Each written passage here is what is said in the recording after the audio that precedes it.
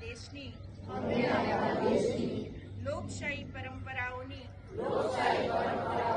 મર્યાદા જાળવી રાખીશું અને સ્વતંત્ર નિષ્પક્ષ તથા શાંતિપૂર્ણ ચૂંટણીની ગૌરવતા અખંડિત રાખીશું તથા નિર્ભયપણે ધર્મ વર્ગ જાતિ સમુદાય ભાષા કે કોઈ પણ લાલચથી પ્રભાવિત થયા વિના દરેક ચૂંટણીમાં આપણા મતાધિકારનો ઉપયોગ કરીશું.